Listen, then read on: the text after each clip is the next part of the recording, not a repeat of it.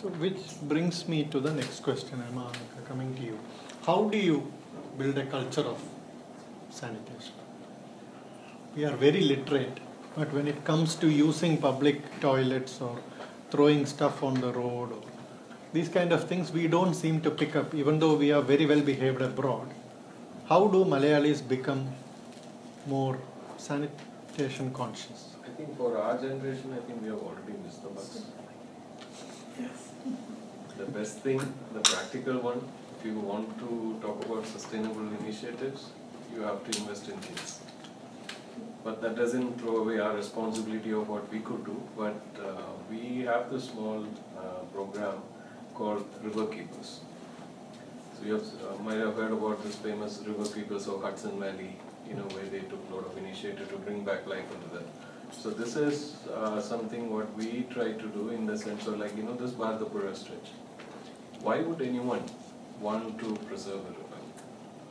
Like I grew up taking the river so much for granted. It was so much part of my life, It was special, but at the same time, it was there, But then it's after I traveled, went away from the river, I came back, and I see that there's hardly any water.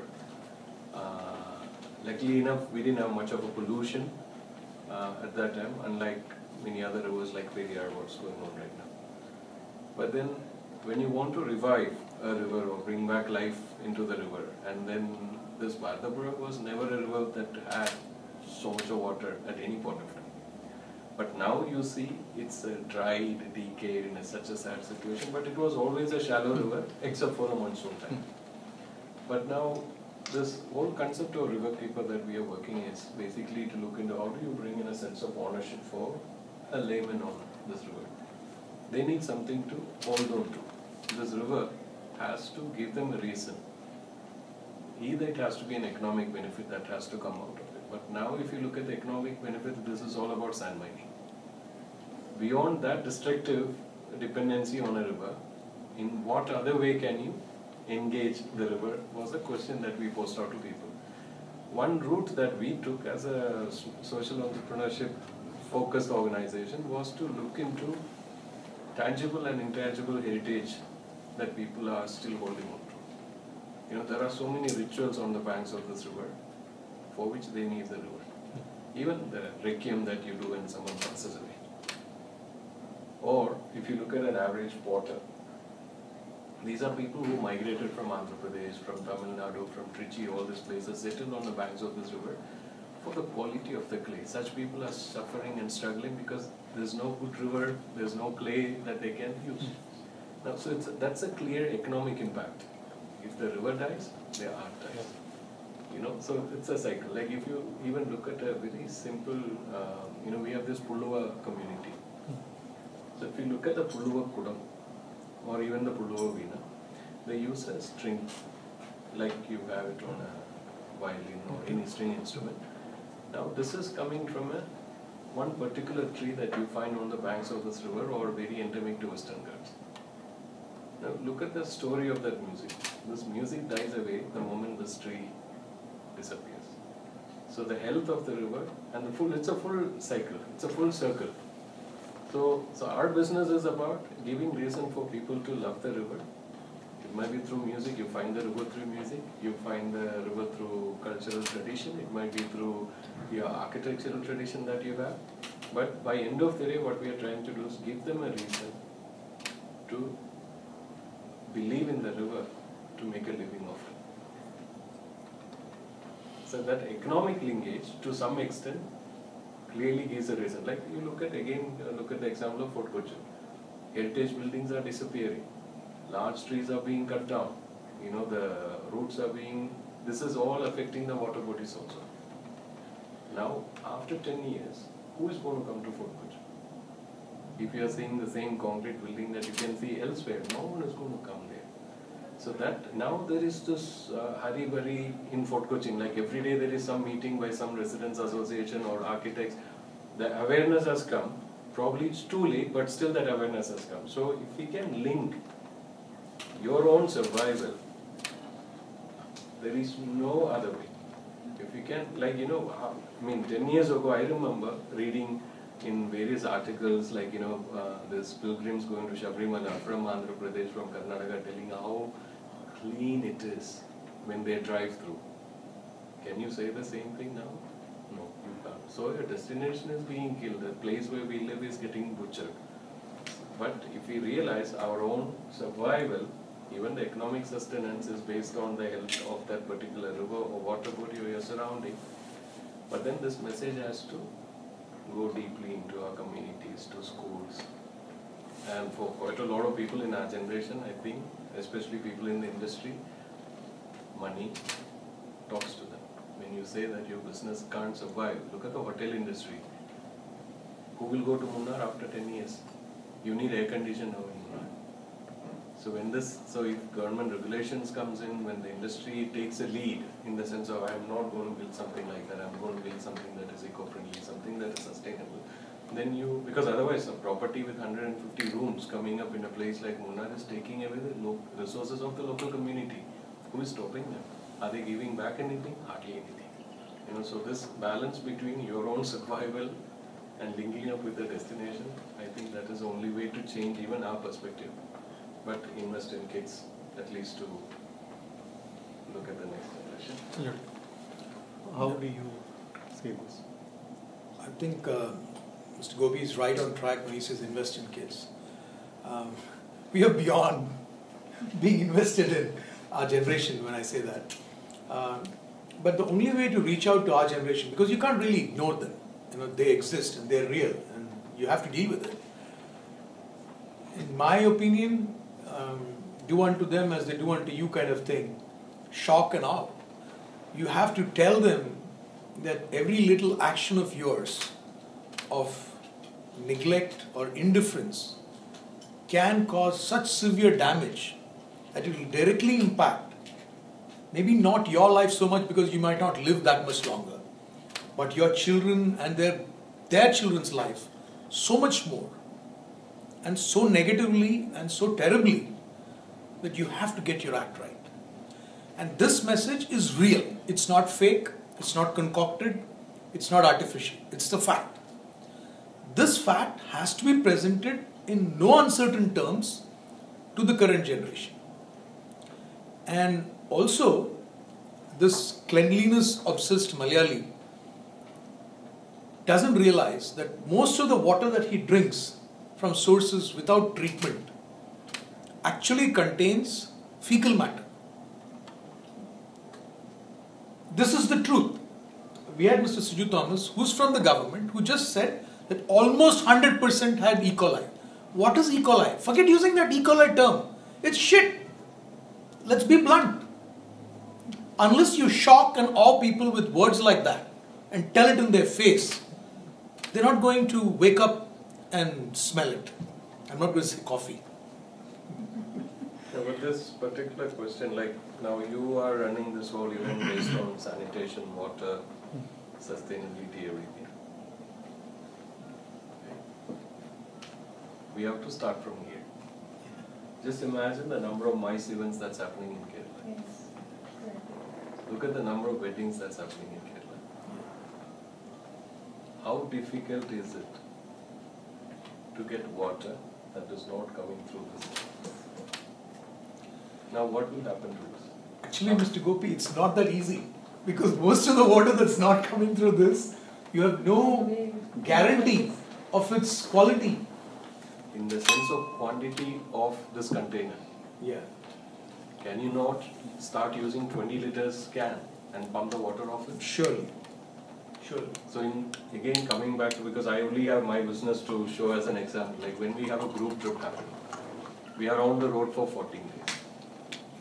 We are 12 of us traveling. In a day, especially we are more outdoor adventures, soft adventures, so we drink a lot of water. Sometimes 5 to 7 liters of water per person. So that's about 70, sometimes even it goes to 100 liters a day. Especially we go for long trek and all those stuff. So now imagine us using 70 to 100 plastic bottles per day for 14 days holiday. Now what do I do with this plastic bottle? Do I have a place where I can recycle this? I don't have. Is there any place in this? The only thing is like, someone is going to take it and push it somewhere else. Now where is this being pushed to? Again come back to Mattancheri, come back to Tevara, you come back to Fort Cochin, it's all there. It's all lying down there in the water bodies, it's thinking. And this is the tourism that we are promoting. Now if the travel industry takes a conscious decision, or even hospitality industry, any hotel, if you can tell the story powerfully to your consumer that the water you are serving, you have to prove it. But the thing is, a foreign traveler coming in or any traveler, now every Tom, Dick and Harry consumes this. They don't trust the water, so they think this is safe and they are using it. But there are some restaurants, there are some hotels where they have started telling, we are going to charge you a lot of money if you are going to use the mineral water, water that's coming from the bottle. And they are serving water like they have removed plastic. They are, so conferences are happening there. But then this is not mainstream. We need to replicate that model. We need to scale up. Like even 10% of tour operators decides that whenever they are traveling in a group, if you could carry 20 all the vehicles have this facility. So if you can carry 20 liters, 30 liters, 40 liters, and you get the pumps. Give gifts, souvenirs to the travelers, pet bottles. When they leave after 14 days of inbound travel, let them give it back to you or let them take it as a gift from Kerala. And we need to think about all those that's the only way. Otherwise, just look at the simple straws. Do you even need straw to have a juice? It's become so fashionable that you have forgotten that it's become so much part of your lifestyle now. Even a simple lime juice, which you can actually drink from the glass. You need a straw in it. Now what happens to this straw? There are campaigns in Indonesia, there are campaigns in UK, they call it as straw wars. Not Star Wars, they call it straw wars because it's killing the marine life. Look at our backwaters, see the amount of straw. I have no idea about the numbers, it's like so many millions. Just imagine 3.5 crores of people living here. Even 1 crore might be using per day. Even 1 crore might be using per day straw. When we go out, you have a pineapple juice, you have a lime juice, you're using a straw. What happens to that straw?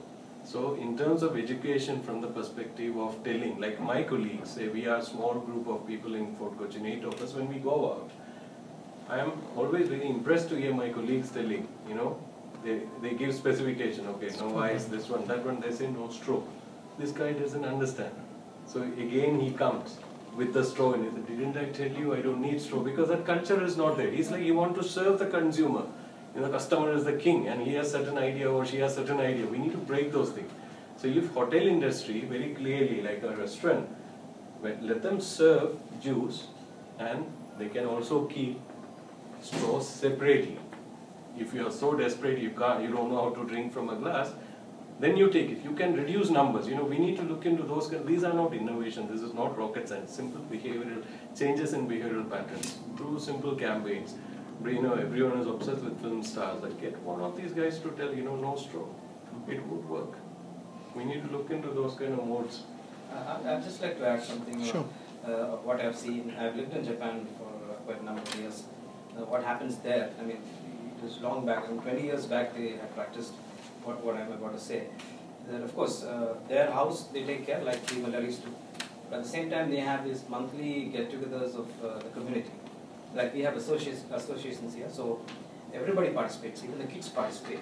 And they clean, each one of them cleans the part in front of their house, not inside the house, outside the house, outside the perimeter. And they get together, and if there is some trouble, they even clean the neighbors outside. So at the end of the day, the entire street or the entire colony of that particular association gets spick and span, and they collect it, segregate it, but from then on, the local bodies take care of that. So we have a lot of issues here. Now, we try to do that. First of all, we have to inculcate the culture in the beach. So Fort Kochi, he was mentioning, I happened to go to the beach there. There is an ice cream vendor, I think he's still there. He's got a garbage can right next to his ice cream van. But when you go there, you see all the garbage outside the can, nothing inside, not much inside. Like almost outside.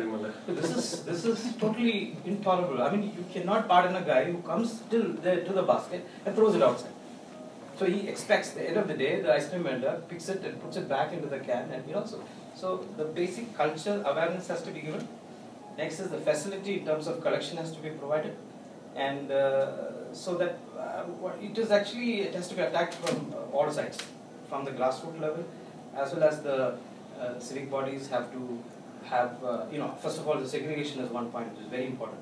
With regard to organic, in my house at least, I know that we separate the organic stuff and we burn it. We have a compost at the backyard, but maybe some apartments don't have, but they could collectively do that. So just start there somewhere, and then finally the segregation collection has to be done. But what I see is happening is maybe there is shortage of manpower. I don't know. In that case, why don't we contract it? Maybe the civic bodies, local bodies can think of giving it on contract to some companies who do this now, who do this collection and disposal and all that. So all sort of things can be. So basic culture, that is, especially in Kerala, we have a very good culture of keeping our own house neat. So we are very hygienic. We take bath twice a day. We keep our house very, very clean, speak and span. But once you move out of the house, you find places where things are dumped and it's not collected. There's a lot of smell and it's not clean. So that kind of awareness, I think we should start from the local associations at one side, at the bottom, and the top we need to start from the local bodies to tell them, push them that this collection and segregation has to happen, and if they are short of manpower, then they have to go for contract, give it on contract to other companies. So it has to be two-pronged. I don't think one side alone will work. That's my opinion.